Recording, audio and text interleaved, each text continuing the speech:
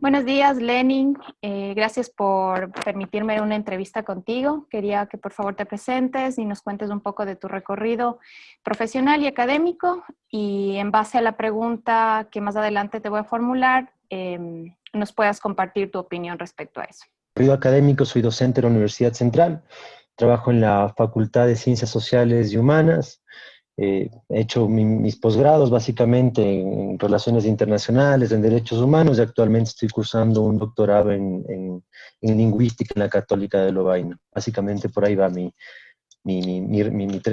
trayecto intelectual, académico Sí, sobre todo.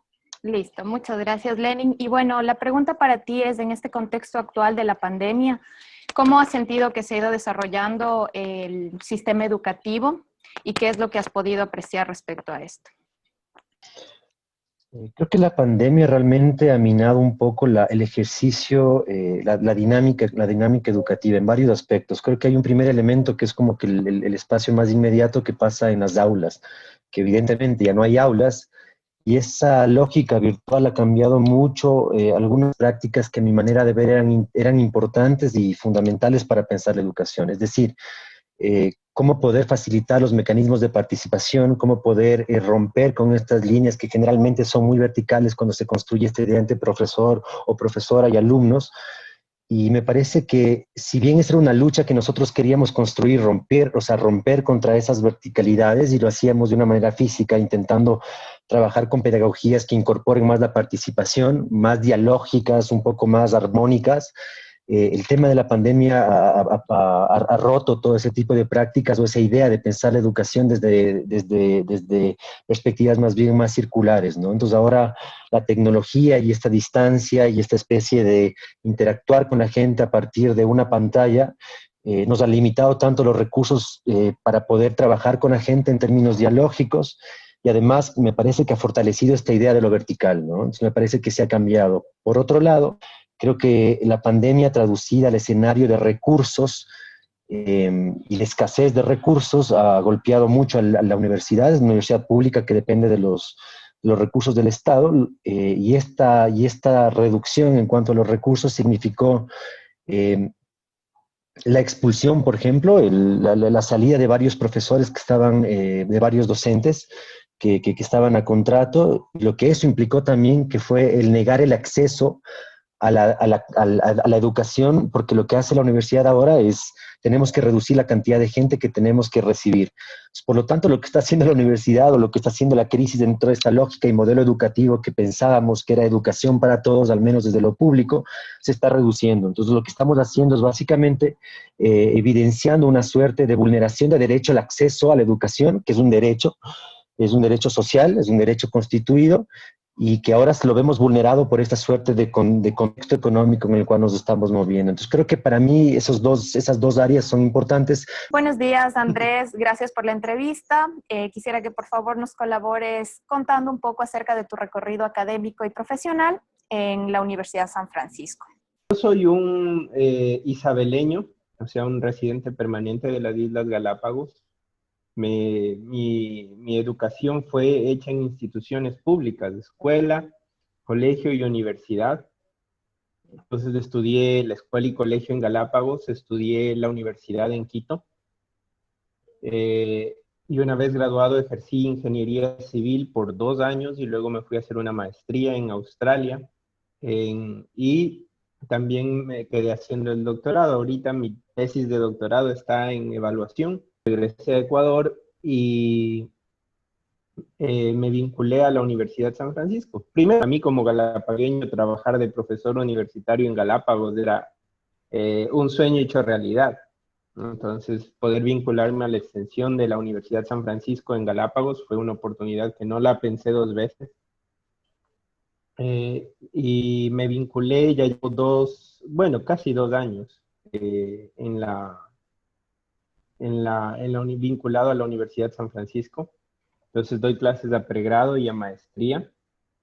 Y ha sido una experiencia bastante enriquecedora para mí, porque mientras yo estudiaba ingeniería civil en la Politécnica Nacional, interesante este último año por la pandemia, porque ninguna universidad estaba preparada para cambiar la metodología y todos tuvimos una preparación muy fuerte para una metodología presencial.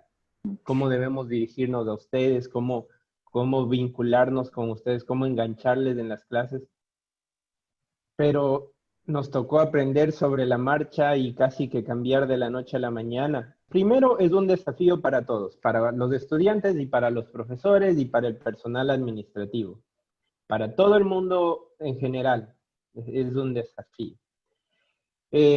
Hemos tenido que cambiar en un sentido de que ustedes están teniendo que experimentar una realidad laboral anticipada, porque la universidad, si bien la San Francisco trata de hacerlo más horizontal, no hay esta relación profesor-alumno de manera vertical, tratamos de hacerlo más horizontal y tratamos de que ustedes tengan su propia iniciativa, que sean críticos. Si bien esto es una transición que los prepara mejor para un mundo laboral, el mundo laboral uno se encuentra con realidades y tiene que proponer soluciones, tiene que encontrar soluciones a problemas reales. Bueno, buenas tardes, compañeras. Para mí un gusto haber trabajado con ustedes y lo que quisiera comentar y acotar respecto a los componentes 1 y 2, que fue bastante interesante escuchar las respuestas del componente 1, que fue escogido uno de los grupos del curso, y es que al utilizar varias de las imágenes que evocaban justo la publicidad que emplea el marketing de la cirugía plástica y estética, pude notar cómo al utilizar varias imágenes, los chicos iban poco a poco pues captando el mensaje, y este mensaje, claro, no fue tan bien recibido por parte de los compañeros y de las compañeras. Esto puede suscitarse porque el marketing o la infografía que utilizan sobreexagera un poco algunos aspectos y eso hace que el receptor lo reciba de forma un poco ambigua. Entonces sería interesante como que analizarlo desde ese punto. Con respecto del componente 2, tengo que mencionar que claro, utilizamos dos sectores, el público y el privado, con lo que respecta al sector educativo, y es evidente que hay una percepción diferente en base a su experiencia, porque la experiencia que cada uno tenía acorde a su ambiente influía muchísimo en sus respuestas. Es por esto que los individuos que contestaban era porque aumentaban sus estímulos en base a sus realidades. Entonces, la educación evidentemente tuvo un impacto fuerte en el contexto de la pandemia y esto ha hecho que nos obligue a reestructurarnos, a adaptarnos a otros procesos y esto, pues, claro, puede o enriquecer nuestras experiencias o también puede entorpecerlas. Entonces, le doy paso a mi compañera. Con ustedes, chicas. Yo creo que respecto al componente 1, para que una comunicación, en este caso el marketing, tenga éxito con el receptor, es indispensable que se cumplan las dos condiciones que mencionan en el texto. Que en primer lugar, capte la atención del individuo expuesto. En el caso, como mi compañera explica, para los entrevistados no consiguió ese objetivo porque no se obtuvo las ganas de ellos de, por ejemplo, realizarse el tipo de cirugía o respecto a la publicidad que ofrecieron. Y en segundo lugar, también tiene que, como el primero va de la mano con el segundo, debe ser interpretada correctamente, porque si esto no se da, en realidad la publicidad fracasa. Entonces, la finalidad del uso de la publicidad sirve para transmitir un mensaje al receptor, el cual debe entregarse de manera clara y también generar interés en sí. En el caso puntual de la publicidad de la cirugía plástica, propicia, como dijo mi amiga, un mensaje ambiguo. Y también exagera el uso del cuerpo femenino, está demasiado exagerado, o sea, y no muestra la parte del post, o en este caso postoperatorio. Respecto al segundo componente, sobre el modelo educativo, para nosotros, creo que como cualquier persona entendemos nuestra realidad en base a lo que nos rodea y no siempre podemos contemplar todos los escenarios que desenvuelve en esta dinámica educativa. Esto en el texto más o menos se refiere a la condición selectiva, o sea, es la nueva forma de recibir las clases, pero solo una parte de todo lo que ocurre a nivel educativo nacional. Por eso, como podemos apreciar, existen diferentes puntos de vista respecto a los dos profesores, el que es de la pública y el de la privada. Ellos se refieren a un nivel, mientras la USFQ lo asigna como un nivel más horizontal, la parte estatal lo asignan como que se han establecido más jerarquías y más burocracia como para poder realizar trámites, para poder implementar un sistema pedagógico mucho mejor o que nos ayude en realidad a adaptarnos a este modelo en línea. Muy diferente a que es una universidad privada, a que es una universidad pública, ¿ya?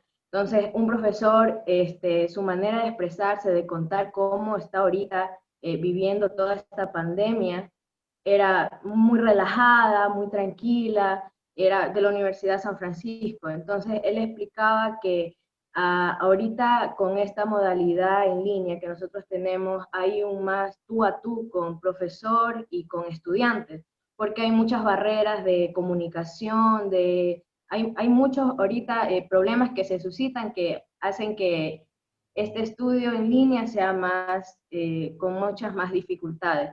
Muy aparte que al profesor de la otra universidad que contaba su desesperación de que hubieron recortes, que no hay pagos, que el trato que ellos estaban intentando llegar con los alumnos de que haya ese tú a tú, de que haya esa confianza, cambió. O sea, esta barrera fue mucho más grande porque no todos estaban preparados para este cambio. Hay profesores que realmente no saben cómo manejar un espacio web o alguna plataforma. Entonces, desde ahí empieza ese problema, ¿no? Y desde ese problema se hace uno grande a no tener buenas enseñanzas, a un futuro no haber aprendido mucho, aún estando en un lugar cerrado en tu casa, pero igual hubo las dificultades, ¿no? Y sobre el primero, los entrevistados, las dos publicidades que nosotros le mostramos, una receta de diferentes maneras, ¿no? Aunque pudimos ver en la publicidad de que muy exagerada una, muy plástica otra, es como que, y decían, no, este puede ser tú o puede ser una mejor persona. Entonces, las mentalidades de los entrevistados es como que esto puede ser una publicidad algo machista, porque si no tienes de esta manera tu parte femenina, estás mal.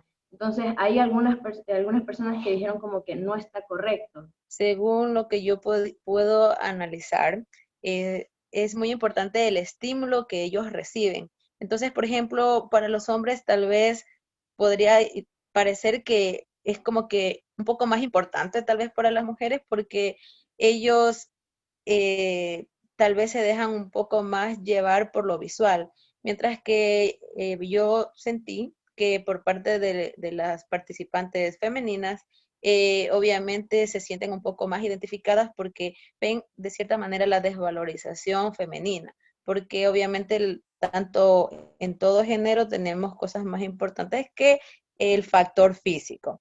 Entonces, la percepción es muy importante dependiendo de quiénes somos, de qué nos interesa, nuestras bases culturales, por ese lado con respecto al punto 1.